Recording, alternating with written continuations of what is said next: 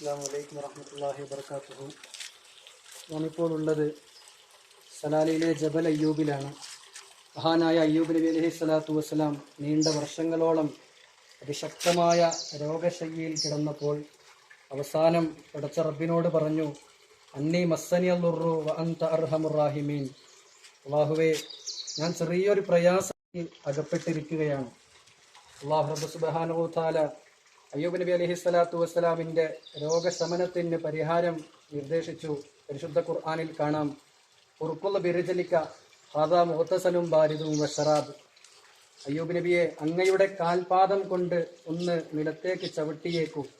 ഇതാ ശീതളമായ സ്നാനജലവും പാനജലവും.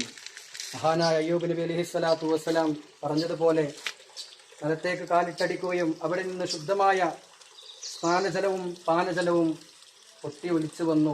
മഹാനവറുകൾ അതിൽ കുളിക്കുകയും കുടിക്കുകയും ചെയ്തു. അതോടെ മഹാനവറുകളുടെ രോഗം പൂർണ്ണമായി ശമനം ലഭിച്ചു എന്നാണ് ചരിത്രങ്ങളിൽ കാണുന്നത്. ആ കുളമാണ് നാം ഇവിടെ മുന്നിൽ കണ്ടുകൊണ്ടിരിക്കുന്നത്.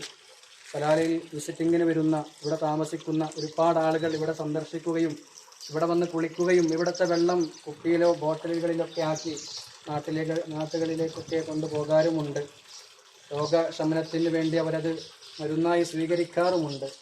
അല്ലാഹു റബ്ബ് സുബ്ഹാനഹു വ തആല മഹാനായ അയ്യൂബ് നബി അലൈഹി സ്വലാത്തു വസ്സലാമിൻ്റെ ബർക്കത്ത് കൊണ്ട് അവിടെ ശരീരത്തിൽ ആണ്ടുപൂണ്ട് കിടക്കുന്ന എല്ലാ രോഗങ്ങൾക്കും പരിപൂർണമായ ശിഫ നൽകി അനുഗ്രഹിക്കുമാറാവട്ടെ. ആമീൻ ബിറഹ്മതിക യാ അർഹമർ റഹീമീൻ.